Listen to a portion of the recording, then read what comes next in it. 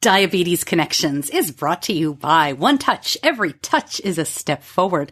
By Dexcom. Take control of your diabetes and live life to the fullest with Dexcom. And by No Foods. No grain, no gluten, no guilt. This is Diabetes Connections with Stacey Sims. This week, have you heard of Eversense, the implantable CGM from the company Senseonics? Darrell Greene is one of the very first people to try it. Dr. Latif sent me a text message and a picture of the Eversense training, and he said, what would you think about something like this? And I was like, I read about this last year. So we started talking, and he said, well, if I get certified, you want to do it? And I was like, whatever, I'm in. Hold my beer and watch this. So that was really it. He called me up, and he said, you're going to be my first implant. Darrell tells us what it's like having the sensor under your skin. He's not new to diabetes gear. He was on one of the first insulin pumps years ago. He's worn sensors before. And we'll also talk about life as a TV news anchor. Plus, faster-acting insulin moves along through the aptly named Pronto Studies. This podcast is not intended as medical advice. If you have those kinds of questions, please contact your healthcare provider. Welcome to another week of the show. So glad to have you along. If you are new, we aim to educate and inspire about type 1 diabetes by sharing stories of connections, talking to the movers and shakers in our community, celebrities, athletes, authors with type 1, as well as the healthcare companies and the tech folks trying to push things along like this week.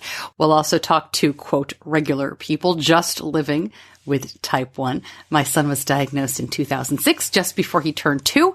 My husband has type 2 diabetes.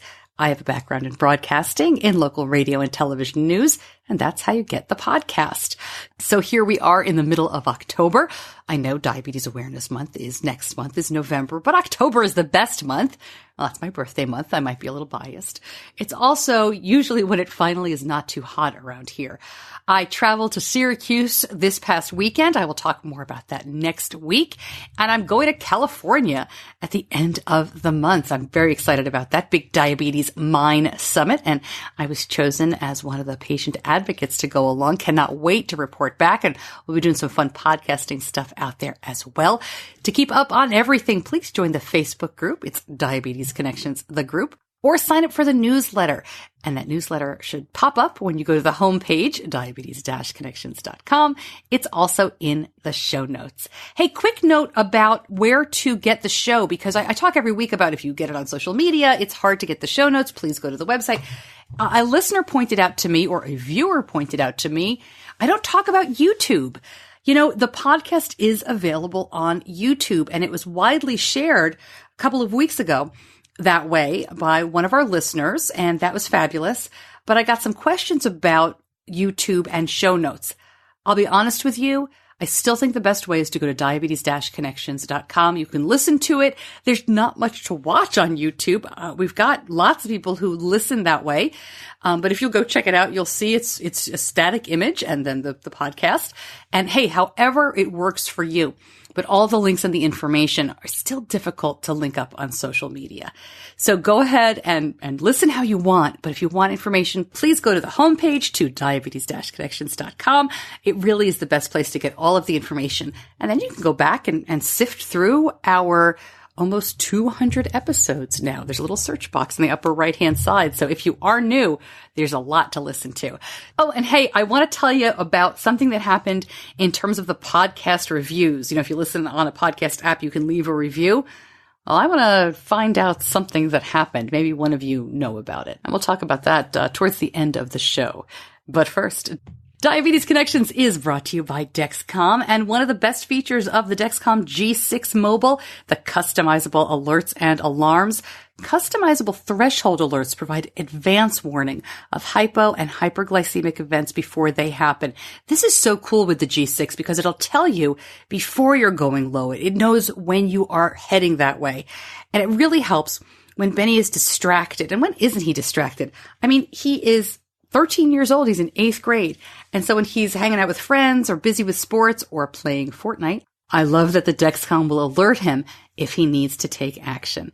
And overnights, we have all that peace of mind. I can't imagine using a continuous glucose monitoring system without alarms. It wouldn't work for us. Find out more about the Dexcom continuous glucose monitoring system at diabetes-connections.com and click on the Dexcom logo. My guest this week is walking around with the newest type of diabetes technology under his skin. Darrell Greene is one of the first in the country to use the Eversense CGM. Now, this technology works just like a regular CGM, but the sensor goes under your skin. It's a quick outpatient procedure. You don't do this one at home. The doctor numbs your skin, makes a small incision, and slips the sensor in. And that lasts 3 months. Now, I know not everybody listening uses what I called a regular CGM. For contrast, the way, I'll tell you how Dexcom works, because that's the only one we've used. The way Dexcom works, you use it at home. You put the applicator up against the skin.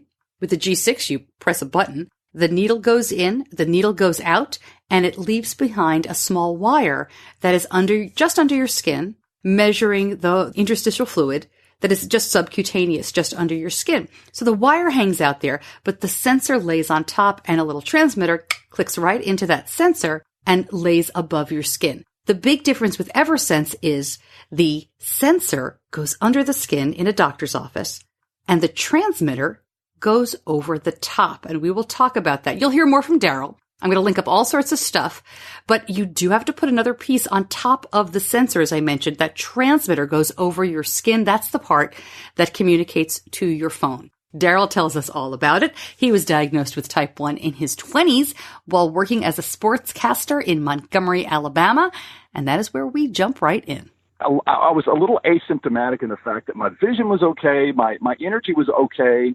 You know, I had no idea. I really didn't experience the frequent urination until probably 10 or 12 days before my diagnosis. And I was actually working in Montgomery, Alabama, went to an Atlanta Braves game to cover it. I was a sportscaster at the time. And at Old Fulton County Stadium, there was a very kind woman who would mix up lemonade in this huge 20-gallon barrel and just give it to the media. It was a hot day. It was opening day. And I went up into the press box, and I was dying of thirst, and I kept downing these solo cups full of full sugar lemonade. Oh, gosh. And then I was going to the restroom every 10 minutes. I probably had just by, I guess, 7, 8, maybe 9 cups of that lemonade, and then had to make the 2-hour trip back to Montgomery, stopping every 20 minutes to go to the restroom and dying of thirst and buying a Coke. So needless to say, when I got to the doctor the next morning, he took one look at me, and he said, "Well, you're diabetic." And I said, "I'm not exactly sure what that means." And this is a general practitioner, bless his heart, who kind of gave me a loose definition of what he thought diabetes was. He said, "This is not a problem. Take this pill." I think it was one of the early stage pills of glucophage, and you'll be fine. I was like, all right. So the only thing I knew about diabetes at the time was Julia Roberts had to drink a lot of orange juice. That was it. Steel Magnolias. I knew nothing about diabetes. I'd never really heard. I mean, I'd heard of it, but you got to think this was long before Wilford Brimley made us all aware of what type 2 diabetes is. So I continued to waste away. I continued to feel bad because obviously the original diagnosis was me being an older person at 23 and a half, 24 years old. This is type 2 diabetes, but it wasn't. I got down to about, over time, I got down to about 155 pounds, and I was skin and bones before I finally went to another doctor, and he said, "What are you doing?" So he sent me to an endocrinologist. The endocrinologist, and get this, for 2 or 3 months, I never checked my blood sugar. Well, sure, because he said, "Go home and take this pill." Yeah, exactly. So I was not taught to, check my blood sugar. I was not taught any of the, any of the procedures you should follow. I go to this endocrinologist on the advice of another doctor, and they checked my blood sugar, and it was 764. If I remember correctly. Wow. I mean, it was 744. It was above 700. Let's go with that for fact's sake. And they said, "Yeah, you're going to spend a couple of days in the hospital, and we're going to teach you how to give yourself shots, and we're going to get this regulated." So then I really flipped out, and I've been flipping out ever since. Wow. All right, so after you're diagnosed, are you more of a high-tech person to begin with? Do you start trying to seek out the best technology at the time? Because we're obviously going to get to the newest and the newest technology you're using now. But did you do that right away? Over the years, were you always an early adopter? No, I wasn't. I went through the 37 stages of type 1 diabetes, from denial all the way through acceptance, and I've gone through that like 10 different times. And I'll be honest, I sat in denial for a while. I wasn't interested in diabetes. I wasn't interested in treating it. It was something that I found to be an annoyance, even though everything I read out of my curious nature told me that this is something that's going to destroy you if you don't take care of it. Quite frankly, I didn't give a damn. This was something that wasn't going to happen to me. So to say I embraced technology early would be a flat-out lie. It wasn't until 1998 that, again, I'll take you back to Dr. Fonseca in New Orleans. He was the one who kind of laid the hammer down and said, look, if you don't do something about your A1C, which is 9.6, this is what's going to happen. And I said, well, I've heard this before. He said, let me show it to you. And when you start seeing some of the video and you start seeing some of the pictures and you get into some of the, the real research that he's done and some of the patients he's seen, it does make an impact. And I wish more doctors could do that. I don't know that everybody's sensibilities or stomach could handle it. And that's when he introduced me to the insulin pump. This was the, gosh, forgive me, I can't remember the serial numbers. It was made by Desatronic. It was one of the first pumps, and it was about the size of my hand. I was going to say there were probably two pumps available in 1998. Yeah, so, exactly. And the Desatronic one was the latest and greatest at the time. And I remember the infusion set was metal. You want to talk about fun? Yeah. There you go. It was a big metal hook. I even asked him, I said, I could go red fishing with this, right? And he said, let's try this out. He said, we're going to load you up with saline. He said, wear it for a week. Tell me what you think. And then I was hooked, literally, not to be funny. Literally. Yeah. And I said, you know what, this would be cool because I believe that this could really, help level me off because I was still going through, the massive swings of highs and lows. And I was terrified of the lows more than anything. Because, and you know this, being on the air, the last thing you want to do when you're on live television is, start slurring your words and not be able to think. And I was the guy who was working, 60, 70 hours a week. So I didn't have time to be low ever. So I made sure that I was always high. And it took me, I don't know, a good 30 or 40 days to really regulate on the pump. And within a year, I brought my A1C down below 7 on that first pump. And this was also before, gosh, there were fast-acting insulins, but, we didn't have Humalog, Novolog, they're really rapid-acting insulin. So it was something I started to latch onto at that time. And when the first CGM was introduced by Dexcom, I tried it. Then when I switched over to the MiniMed pump and they introduced their own, CGM, I tried it. I've gone through, different variations and different iterations of a lot of the technology. So I'm not going to label myself as a techie. There are a lot of people out there who are much more well-versed in the technical aspects of how to treat diabetes than I am. But it is something that, over the past, it's 2018, 2 decades I've gravitated towards. Well, and it obviously worked for you. I mean, that's the bottom line. When you tried one of those early insulin pumps, a lot of people didn't get that success. No, they didn't. And you know what? There are so many variables that play into that too that I've learned, and I had to learn to accept this, early on as well. You can explain to someone that, your hormones, your activity levels, everything plays into it because your endocrine system is such a complicated piece of machinery in and of itself. But, we are people who, at least I think, I know I am, I'm resistant to change. I don't want to change. I want everything to be the same. I want to be able to take the same pill every day at the same time and it be okay every day. And diabetes doesn't work that way. And that's something that I had to learn. And the pump helped me learn that. So how did Eversense get onto your radar? Let's talk about that. Oh, sure. My endocrinologist here, Dr. Kashav Latif here in Memphis, who's, in my opinion, one of the best in the business, gave me a call. He was going through the training, and he was being introduced to this early on this year. And he sent me a text. He said, "You're not going to believe this." And I've got a really good working relationship with him. I've interviewed him. I've put him on television a few times because he's one of the guys who always embraces new technology here in the Mid-South. He's the guy who grasps it first every time. So I've always gravitated towards, if we're doing a health story, hey, Dr. Latif just did this. That's a great story. So we'll do that because we have a pretty high and significant both type 1 and type 2 population here in Memphis anyway. So Dr. Latif sent me a text message and a picture of the Eversense training, and he said, "What would you think about something like this?" And I was like, I read about this last year. So we started talking, and he said, "Well, if I get certified, you want to do it?" And I was like, "Whatever, I'm in. Hold my beer and watch this." So that was really it. He called me up, and he said, "You're going to be my first implant." And I was like, "What? No way." So, I showed up. They sliced open my arm very simply, and I got an implant and a T-shirt. There's not really a T-shirt. I'm just kidding. I saw the story, and there is some kidding. Even the doctor is kidding that he can track where you are You guys, quite a sense of humor, everybody. I don't think he's kidding. Oh, really? I'm pretty convinced he's tracking me right now. But tell me about how it's working out for you, because you don't have to change the sensor, is my understanding, for the 90 days, but you do have to wear something on top of it, right?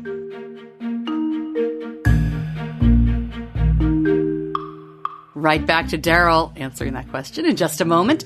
But first, Diabetes Connections is brought to you by One Touch. Have you ever tested your blood sugar with a meter and were unsure about the meaning of your results? Take the guesswork out of your numbers with the One Touch Vario Flex meter. It uses color-short technology to instantly show when your or your loved one's blood sugar numbers are low, indicated by blue, in range, green, or high, red, so you can quickly get on with your life. You can also use the meter's built-in Bluetooth smart technology to seamlessly sync with the One Touch Reveal mobile app, available now as a free download for Android devices on Google Play and Apple devices on the App Store. One Touch, because taking a step forward starts with seeing where you are. Now back to Darrell Greene talking about how the Eversense works. I was asking him about the piece that you have to wear over your skin. You do. You wear a small transmitter that's about the size. You're familiar with the Libre. Sure. It's about the size of the Libre, but it's more oblong. And it's probably twice as thick as the Libre, but it's only about half the weight. And what you do, they implant the sensor about 5 millimeters under your skin. And they did it at the base of my deltoid on my left arm. And the incision is only about 3 millimeters.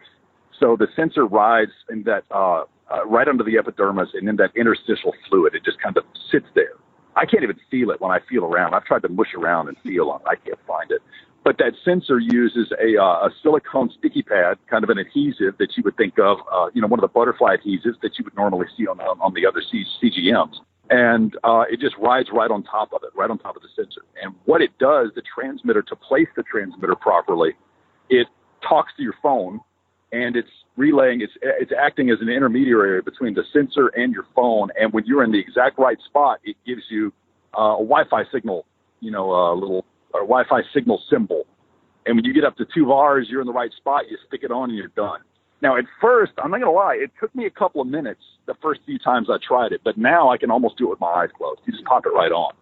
And you've worn the Libre then, obviously, and Dexcom and MiniMed, that you mentioned the Medtronic sensors. How does it compare to wearing other sensors in terms of feel? Okay. Now, this is my personal experience, and I have no grudge to bear against any of the other sensors. I also had this problem with infusion sets at the early portions of every pump that I've tried to, and I'm on my 3rd pump manufacturer. I move a lot. I'm very active. I'm not an Iron Man, but I work out. I play golf. I do stuff. And one of the problems I've always had with both infusion sets and CGMs is the adhesives not lasting. Mm-hmm. No matter what I do. I swear to you, I could use duct tape and it would still come off. You don't know how many shirts I've ruined because, I've hit bleeders or it starts bleeding as it wiggles loose. The problem I've had with every single CGM is placement and weight and them pulling out and pulling off, and I've got to start the whole process all over again. That's the problem I've always had with every other CGM that I've tried. And I've tried grip tape. I've tried KT tape. As a matter of fact, I've had the best experience with the Libre and using KT tape over the top of it just to keep it in place. And you can take a shower with that. It lasts for a couple of days. It's just, really ugly when it starts to fray up. But, of course, my career as an underwear model is long gone, so I really don't have to worry about that. This sensor or this transmitter that you have to wear, the beauty of it is if I walk into a door frame, which quite honestly, I walk into door frames sometimes just because I'm clumsy. And if it pops off, all I have to do is pick it up out of my shirt and pop it right back on. Nothing pops out. There's no blood. There's no foul. There's no damage. That's the one thing that I really love about it. And the fact, as you said, that it lasts for 90 days. And the thing about Eversense, too, and I don't even know if I'm supposed to say this, but I know that in Europe, they've seen it last for up to 6 months, and there's the possibility of it lasting up to a year, the implant. My first question was about the transmitter, because I was curious why you had to have something on top of it, and then what happens if it is knocked off. Because to me, I really like the idea of something implanted. especially in the summertime when, it is harder for us. That's, as you see, everyone has a different personal experience. It's always harder for Benny, my son, to keep stuff on at camp. And, to have it under the skin. But that transmitter, so you can knock it off, it can get wet, it can come on, and it pops back on. Yes, that is correct. Now, you're not supposed to submerge it. I will tell you that. And it can be heat sensitive. In the literature and I was told that, if it gets above, I believe, 107, 108 degrees. So if you're in direct sunlight, don't lay out at the beach with it on. So you just you can take it off and do those things with the Eversense under your skin and then put the transmitter back on later.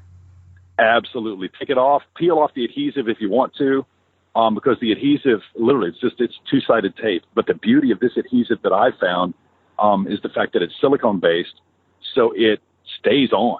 And it doesn't, it maintains its tacky nature in the area where the transmitter is supposed to ride.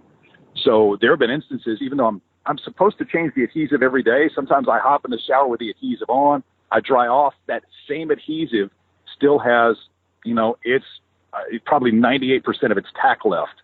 So I'm able to just pop the transmitter right back on the adhesive that's already in place. When you say you have to change the adhesive every day, or you're supposed to, and we know that in practical nature of diabetes, everybody does things differently, and you're not an Eversense spokesperson or a medical professional here, so we are just talking about your personal experience. But exactly. Why are you supposed to change it every day, and how? Is it like a sticky thing that you just have to peel off and put on every day? How does that work? That's it. That is it. It's a sticky thing you peel off and put on every day. And that's to maintain maximum adherence is the way it was explained to me. We want to keep this thing in place. So to do that, for the 90 days that your sensor is supposed to last, they gave me 100 of the sticky pads. Here's 100 of them. One's going to go around. That's fine, whatever. But let's change this every day.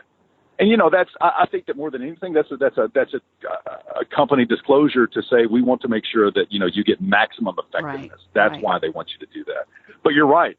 Practically, I've done it several times. I've had it, 22 days, 23 days? I'd have to go back and look at my history now. I forget. I don't even know what the date is. So, the nature of TV and how it does you. Oh, yes. So, and I've gone a couple of different times, 2 or 3 different times with the same adhesive for, more than 2 days and with zero problems. And like I said, I'm pretty active. One more question about the adhesive, if I could. Is it like peeling off a Band-Aid? Does it hurt when it comes off or sting a little bit like that? No, not at all. Because again, and I don't know the specific chemistry behind it, but it's a silicone-based adhesive, so it doesn't leave that sticky, tacky residue. What it reminds you of are 3M tack strips that you hang on the wall that don't, cause the paint to peel off. That's what it reminds you of. That's funny. It's like that on a piece of gauze, but it's not, the thick, globby stuff that you would think of. Oh, gosh, I wish I could show it to you because it's really, really kind of neat. I wish Band-Aids worked this way. Yeah, it sounds really interesting, and I'll see if I can, surf up a video or contact the company to get some of the video of how it works. How's the accuracy? I have been blown away by the accuracy. One of the problems that I have with the Libre, and just in reading, I've found others that had the same instance, is the Libre tends to read low on me, anywhere sometimes from 20 to 40 points. Yeah, we have that issue too. They've actually sent me different sensors because I've called and complained and said, I can't run around with this thing saying low. I check my blood sugar and I'm 107. That's just not a way to live. And this thing, my widest variance has been 22 points. That's it. My typical variance, you do have to calibrate it twice a day. So I have to check my blood sugar. The way I've got it set up, I check it up at 8:30 in the morning and then again like at 6 or 6:30 in the evening. That's just the way it works for me. So that's kind of how the schedule worked out. And my typical variance is anywhere from 5 to maybe 12 points. And there's been many, many times I'd have to go back through my log sheet where I'm dead on the money, just with a finger stick, literally dead on the money. Is the calibration something that you're doing because you're one of the first people on it? Or is it, do you know if this is just the way the system will always work? And then a follow-up to that is, what are you supposed to do if it's off? Can you calibrate it? Can you actually change it? I don't know that you can calibrate while not wearing it. I believe that you would have to, when you say off, that's what you mean, while wearing or not wearing, correct? No, I'm sorry. Let me rephrase the question. So, if it's off by a large, if the reading is off, amount. right? If the reading's off, what are you supposed to do? The things under your skin? Do you calibrate on your phone? Do you put in a number somewhere? You enter it into your phone. Yes, it buzzes you and said, hey, time to calibrate. And you enter that into the phone, and it makes the calibration within the diagnostic system. And as far as the 2 times a day calibration mandate, I don't know that that's something that will be forever. I know that that's something that they're recommending now, and it actually prompts you. It requires it to operate correctly. So for the time being, a calibration twice a day is necessary. That's the way I understand it. Do you mind if I ask what? Go ahead. Sure. What gear you're using? What other gear? Are you still wearing an insulin pump? You know what? I took my insulin pump off back in March. Really? I got tired of it. Yeah. I love the technology, but I got tired of wearing the thing. And let's see, my last hemoglobin A1C in July, it was the second week of July because I just got back on vacation, was 5.7. Wow. So I just didn't find it necessary. I was keeping my blood sugars down. And here's the thing, and this is really kind of blown my mind. I don't have nearly the number of lows that I had on the pump. Now, again, that's just me. That's me speaking. I'm not making any recommendation for anyone else. But I used to have too many lows on the pump. I don't have lows very often anymore. Now, another massive change that I made, too, is I've gone almost zero carbohydrates. And I did that out of the interest of blood sugar. I've never tried that before. I've read about others who have done it, and they've had great success. I'm not a 25-year-old guy who's still experiencing, a ton of hormonal swings. I'm 50 now. I turned 50 in December. So it's over for me. But so I believe, I don't have to worry about, I still have some dawn phenomena. Sure. I woke up this morning, I was 203. No big deal. Right? I mean, I can correct for that, and I'm down within, 30 or 40 minutes just with a quick shot of Novolog. So I dumped the pump because I wanted to, A, mitigate the lows, and B, I wanted to see how far I could go on the no carb diet plan. And it has really, really, really worked out for me. I've dropped a significant amount of body fat, which really helps in my industry. But more than that, I just feel better. So, I really do. I don't feel as sluggish. So no carb, I mean, I have talked to a lot of people who say low carb. Can you give me a little bit more detail on what you eat, if you don't mind? I don't mean to be super nosy, but no carb sounds awful. There's no question off limits in this zone today, Kim. None whatsoever. Well, for breakfast this morning, I had 4 eggs and half an avocado, and I had some almond milk. For lunch, I'm going to have a salad. I've already got that planned out. There's this shrimp and avocado salad at this place next door to my work that I crave, so I'll go and do that. And for dinner, I'll probably do chicken and a couple of vegetables. There's a Whole Foods nearby. I haven't cooked this week. I was on vacation last week, so I haven't cooked at all.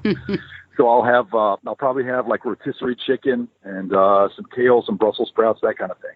And I do not miss carbohydrates. Even when I was on vacation, I found myself not wanting to, just go hog wild. And it's really worked for me because, I enjoy, the biggest joy I get right now is, looking at the Eversense app on my phone and it says 122 or 98 or 104. That's the biggest joy that I have right now. And this is the best in the 25 plus years that I've had diabetes. This is the best I have felt about this disease yet. That's great to hear. I don't enjoy it. I'm not gonna paint a rose picture, and then pretend to be Bob Ross here. I don't have any happy clouds, but this is the best I've felt about my handling of the disease so far in my lifetime. Wow. So just before we move on from the Eversense, you did tape your procedure. It was a great news story. Did anything to say about that? I saw that on my iPhone too, by the way. Oh, that's great. Yeah, we weren't gonna be intrusive. When you bring a camera crew into a doctor's office, everybody raises eyebrows. It just looks weird, and there's no room in those procedure rooms. So I said, you know what? I'm going to shoot this myself. So it's all on my iPhone. Wow. Did it hurt? It was a short procedure, right? I mean, no, it took him 2 minutes. It took them longer to clean the area than actually cut it and insert. The prep took longer than the actual insertion, and I felt nothing. He gave me a couple of little pops of. I don't know, what is that they use, the topical lidocaine or whatever? Probably, those little shorty needles. I felt, one little sting, and that was it. And it didn't feel as bad as a typical finger stick. Oh, so, and I never had, I was prepared, and I'm also a little bit of a skeptic by nature. I was prepared for some soreness. I was prepared for maybe a little residual bleeding. I was prepared for, there's some things that's going to happen because, hey, Darrell, it's you, and things happen to you, right? And none of it did. Dr. Latif was perfect in his incision, perfect in his implantation. And they put a bandage on it. They walked me into another room. They fired up the sensor, and they said, you'll start getting readings within 24 hours. And it was probably, I don't know, 12 or 13 hours later that I looked down at the app when it prompted me for one of my calibrations. And I was already getting readings. Oh, so and it was really super simple. Before we move on, too, you mentioned the phone is where you get your readings. Is there another receiver, or is it all to the phone? No, it's all to the phone. That's great. It's all to the app.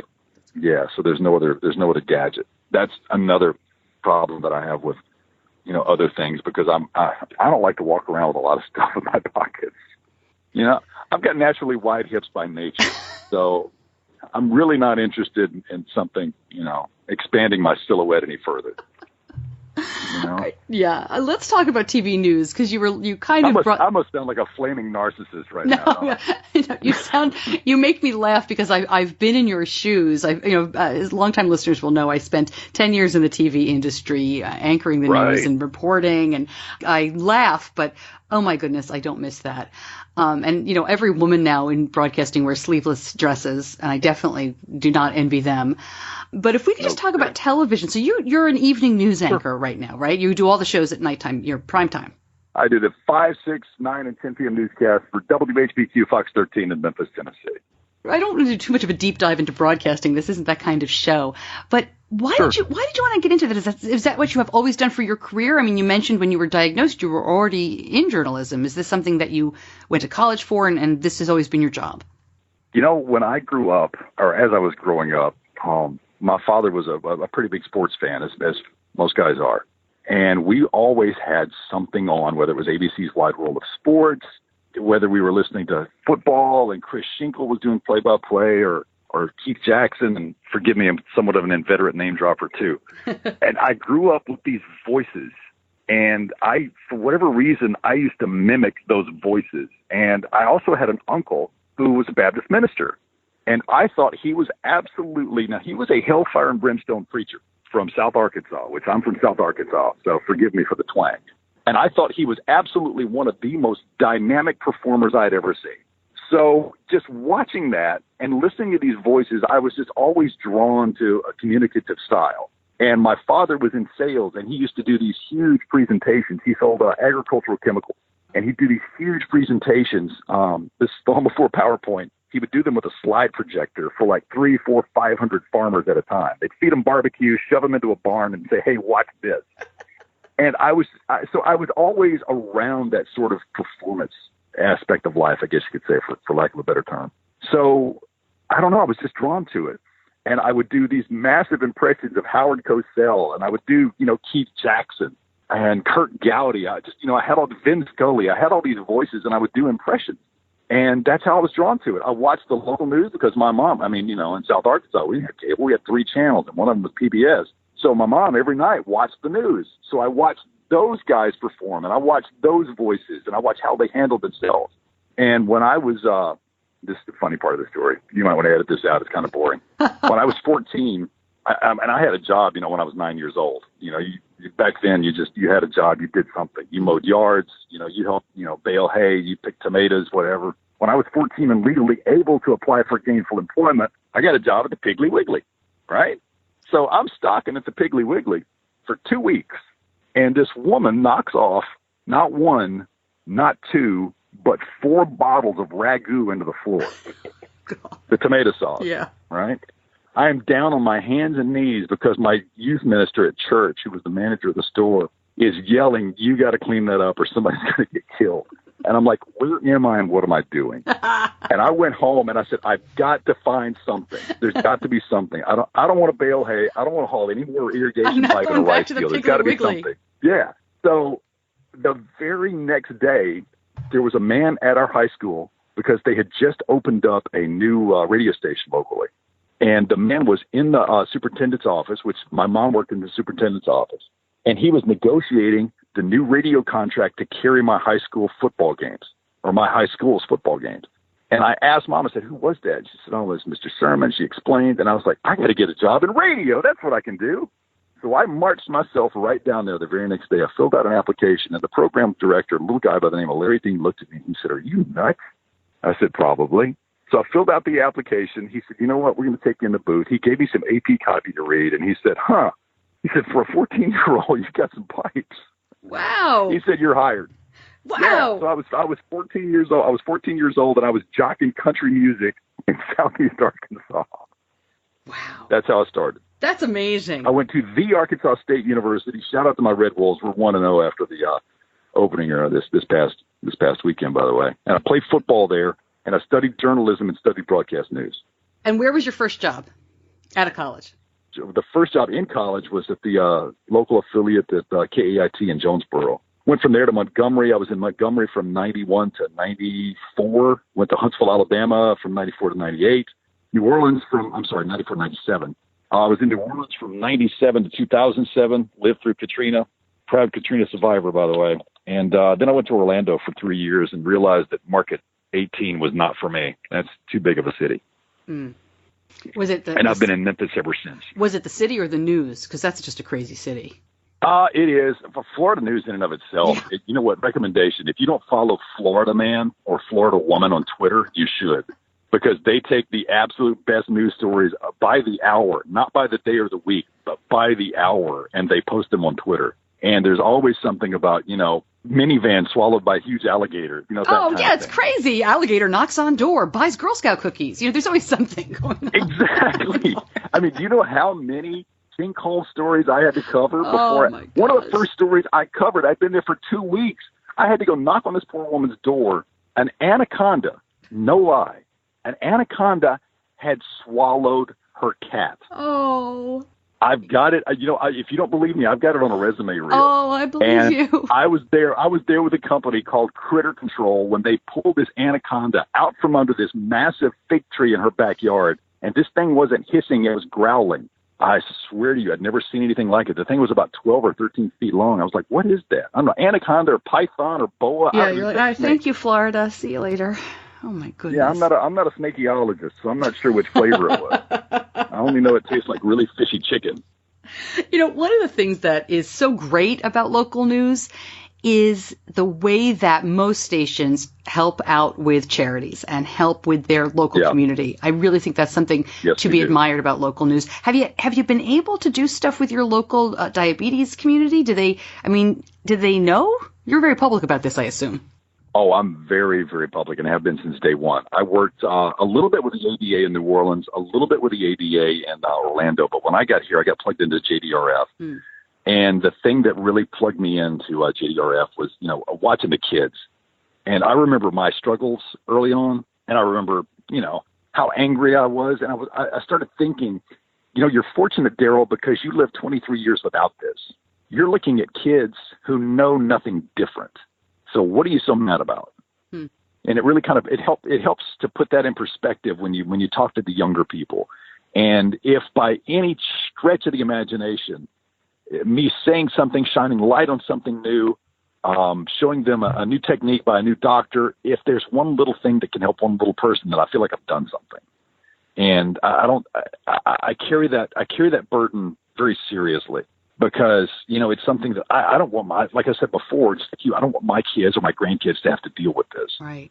And the more people know and the more people are educated, I believe it helps. Because the thing that I find astounding, and it took me a long time to gravitate towards the educational part of this and understanding what to eat, understanding when to eat, how to eat. Because to me, let thy food be thy medicine.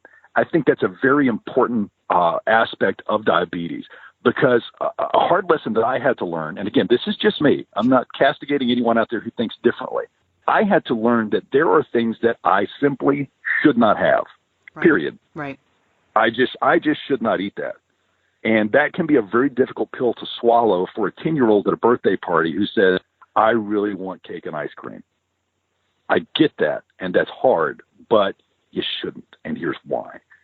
And I've totally lost myself in my story. No, you were just saying how to the whole community help and being public about it.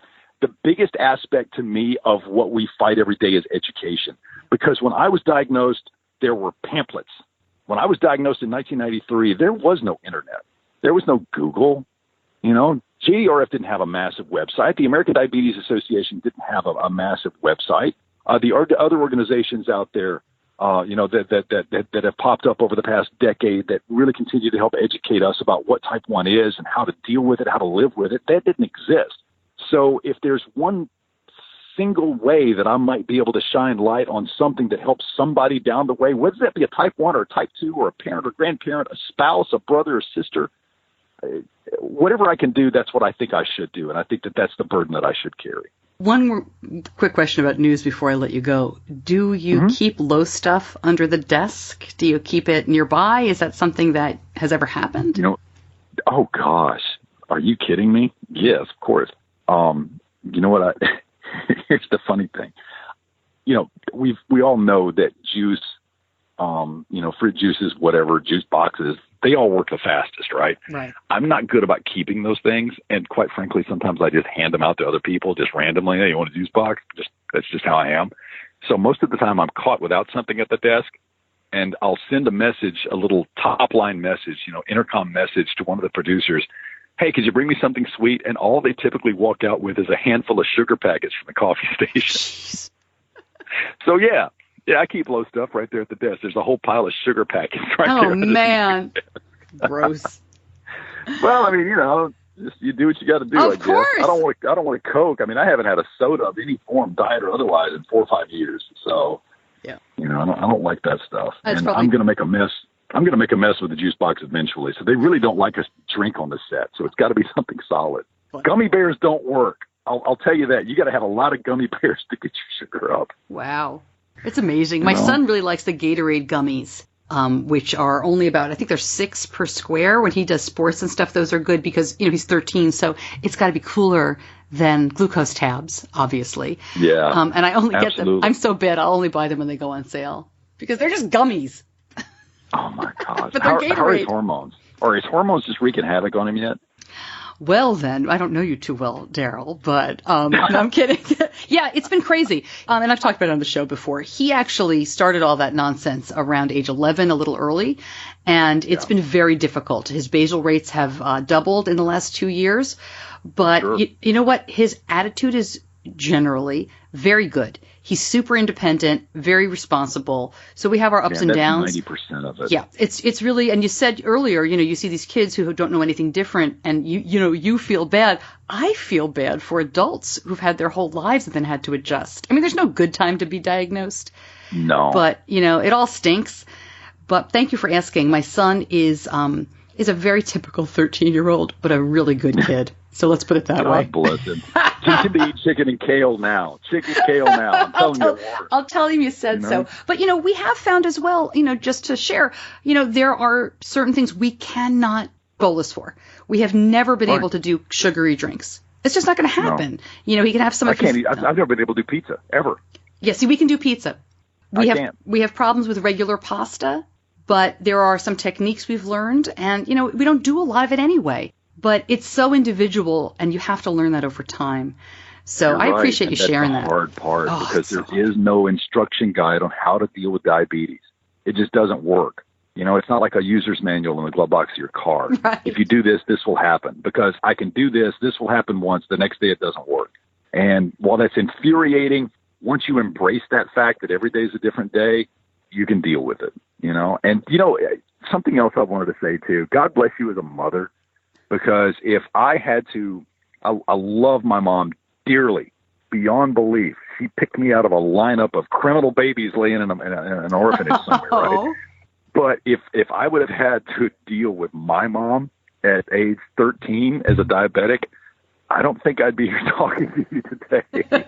I've always said that this disease, while it's hard on the individual and it's infuriating, and we go through, the 12 steps of whoever we are finding out who we are, I've always said that it's more difficult for the moms and the dads and the husbands and the wives and, the brothers, the sisters, because they don't know. They don't know how you're feeling. And I know my wife's biggest fear is I won't be able to communicate how I'm really feeling and she won't know. and she won't know that my blood sugar has crashed in the middle of the night and I'm unresponsive. Though the unknowing is probably worse to me by tenfold than the actual knowing and the living with. So God bless you as a mother and what you do for him. Hey, before I let you go, one more thing about Eversense. What are your hopes in your wildest dreams, right? What do you hope this does for you and for people with diabetes? You know, what I found, and I don't know if this is going to wane. I was thinking about this just yesterday. I find myself picking up my phone more often and looking at my blood sugar more often, but not in a, oh God, I got to check my blood sugar kind of way. You know what I mean? I'm more in touch with what my trends are now. I have a better understanding. I always knew that after a really intense workout, my blood sugar would spike no matter what. I'd go up above 200 no matter what. But I have a better understanding of where within that workout it rises, and I have a much better understanding of how that crescendo happens. I hit the top of the spike and when it begins to fall because of the hormonal decline. Not to get too technical, but I now understand that, okay, I'm at 230 because I just ran 3 miles and I did interval training, but I don't have to correct with insulin because of this one finger stick that shows me 230, because in about 25 to 30 minutes, I'm going to be at 150 right after all the hormones kick out of my blood. Wow, yeah. And before, I didn't realize that. For a long time, I would see that spike and I'd give myself a unit, or I'd give myself, 1.2 units. I used to tinker with it. And I would almost always crash, and that would infuriate me. Well, now, because I can read the graph literally minute by minute, I have a much better understanding of where those spikes happen and how my body reacts to the spikes without me actually taking an action. So I believe it has put me in much better touch with what my blood sugar is doing in real time than I've ever seen before. And even, again, not to castigate any other CGM, but I've never felt so in touch with the CGM because this one is actually in me. It's fascinating. I hope we can follow up with you, Darrell, as it continues, and maybe even when they change it out, or whatever comes next. It's been great to talk to you. Wonderful. Hey, thank you so much for sharing your story and your great sense of humor, and your experience with really this newest of technology. Thanks for talking to me. If we can't laugh at us, who can we laugh at, right? No doubt. I've really enjoyed it, Stacey. Thank you. Thank you for having me.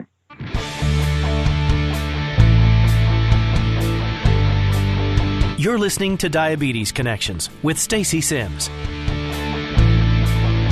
Lots of information about Eversense at diabetes-connections.com. Fun to talk to Darrell. Always fun to talk to newscasters. That, my friends, is a different world. I'm glad to be out of it because I had the time that I wanted to have in it. I had a great career, but I love doing this. I have a lot of respect for people working in the industry now. It has changed a lot. It is not easy. And as you listen, obviously, if you've listened for a long time, that not everything Darrell talked about, diet, things he manages, are things that match how we manage, and that's okay. I'm not here to push my agenda or my story. I'm here to help tell our community stories, and so we all know that diabetes is different in everybody, and I love hearing how people manage differently. As long as you're not telling me how to do it, go right ahead. Hey, by the way, Senseonics also has an agreement with Beta Bionics. Beta Bionics is the Ed Damiano company. You might know them as the Bionic Pancreas or the iLet. This is a closed-loop system that has been around in the works, I should say, for a while, and is due to come out possibly in the next 2 years. There's some clinical trials planned. But Beta Bionics has already announced that they're working with Dexcom as their CGM partner, and they added Senseonics to this. I hope I'm saying Senseonics correctly, but they now have 2 CGM choices for the Bionic Pancreas, which is really interesting. I remember years ago, Ed Damiano telling me that they had envisioned a kind of an agnostic system where you could have this pump with this inset, with this insulin, with this CGM, and really just mix and match. And nobody's been able to do that so far. But we'll see if Beta Bionics can launch with these 2 CGMs. That's a really interesting partnership that they've got going. Oh, and if you haven't seen it, I will link up the news story that Darrell referred to, his own surgery. I mean, it's not what you think of as surgery, right? I mean, he described it's very quick outpatient surgery, but he did tape it with his iPhone, and I will show you that video in the Facebook group and in the show notes. In our Know Better segment this week, a newer, faster insulin moves along through the aptly named studies. Pronto No Better is brought to you by No Better Foods, no grain, no gluten, and as we say, no guilt. If you're trying to eat the keto style, if you are gluten-free, these products are for you. The chocolate chip waffles, the muffins, they have buns, they have wraps, they have croutons, they have breadcrumbs that obviously aren't bread. They just taste good. It's a terrific way to eat those bready type foods that many of us have to give up because of celiac or sensitivity or just because you want to eat a certain way. Find out more, go to diabetes-connections.com, click on the No Foods logo, and as always, use the promo code Stacey10 at checkout to save.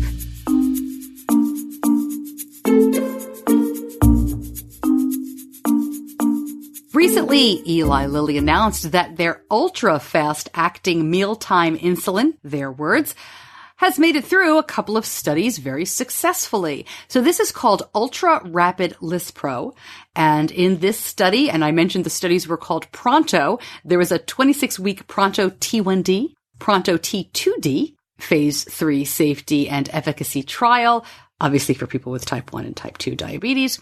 And in these studies, the Ultra Rapid Lispro reduced A1C and significantly improved postprandial, or after meal, glucose levels in adults with both kinds of diabetes. Tom Hardy, who we've talked to here several times, he is the Senior Medical Director for Insulin's product development at Lilly, said that, if approved, this insulin will be a new option in mealtime insulin therapy designed to help keep blood sugar in range after eating. These are late-stage studies, so Lilly says it's going to present study results and apply for FDA approval next year. Now, of course, because this is Lilly, because this is insulin, we need to take a moment and talk about cost. No idea what's going to happen here, right? If this insulin is approved, if this insulin is faster, if it really does work in insulin pumps and in pens the way they're hoping for everybody, if it catches on and people use it as much as they use Humalog, there are a lot of ifs here. There are a lot of questions about cost for Lilly. The people who are quoted in this article, specifically Tom Hardy, don't have much to do with that. That's certainly not something that he would speak about or really keep in mind as he moves forward to get this to market. But I'll do the best I can to look into it and find out more information as they move forward with Ultra Rapid Lispro. And now you know better. One of the things I don't do a lot of is talk about podcast app reviews. And I'm not really going to do that here too much. But a lot of podcasting friends of mine will ask for reviews. Hey, leave us a review and we'll read it or we'll give you a t-shirt or stuff like that. If you want to leave a review in any podcast app, that is fantastic. I would love that. There's some talk about algorithms. My understanding is that it doesn't help anybody find you in Apple iTunes or stuff like that. But if somebody's looking for a show, I guess it makes it a lot easier. I'm telling you this because I had to laugh. I haven't checked the reviews or the show page in a while in Apple Podcasts. The app is now called the Apple Podcast app. And when I went there to look at, it's a weird issue with the trailer/bonus. It's probably nothing you've noticed, and please don't worry about it. It doesn't interfere with listening to the show at all. But I looked and we got some nice reviews. Somebody left me a 1-star review and they didn't say why. I don't care if you hate the show, but tell me what you don't like about it. I mean, over the last couple of years, we've had great constructive criticism. I read everything you send and I do read the reviews when we get them. And 1 or 2 of them haven't been top notch. And that's fine. They've given me suggestions. They've talked about what they like and don't like. And it's really helpful, actually. But this is funny. Somebody just clicked 1 star. It was like a ring and run. So if you're listening, and maybe you are because, I don't know, a lot of people love to listen to things they hate. Huh? If you're listening, go ahead and let me know what you didn't like. Let me know what needs to be improved. I can take it. I worked in television news and talk radio, my friend, for more than 20 years. I've heard it all. So I would like to know what you think, good, bad, and indifferent. You can always just send me an email. You can post a review. The only problem with reviews on Apple Podcasts or any of the apps is I can't respond to them. There's no reply. So, and most people don't use their real name. So a lot of times I want to say, hey, thank you for this great suggestion. I've addressed it and I hope you're still listening. But I can't. So if you post a review, that's fine. If you want some back and forth, email me or post in the Facebook group. But Mr. or Mrs. 1 star, I don't mind that you did it, but I want to know why. That's so funny. Diabetes Awareness Month is coming up November, and we have a big announcement that we'll be making, so please stay tuned for that. If you'd like to be one of the first to know, I'm serious, just hang out in that Facebook group or sign up for the newsletter. In the meantime, thank you to my editor, John Buchanan from Audio Editing Solutions. Always doing a great job on the show. Could not do this without him. He has had me so spoiled now. In the beginning, I used to do all of this myself. But man, there's no way I could do what he does. So thank you, John. And thank you for listening. There's a lot going on behind the scenes here. We've got great shows coming up, cool stuff for Diabetes Awareness Month, and I cannot wait to share it all with you. Thanks again for listening. I'm Stacey Sims. I'll see you back here next week.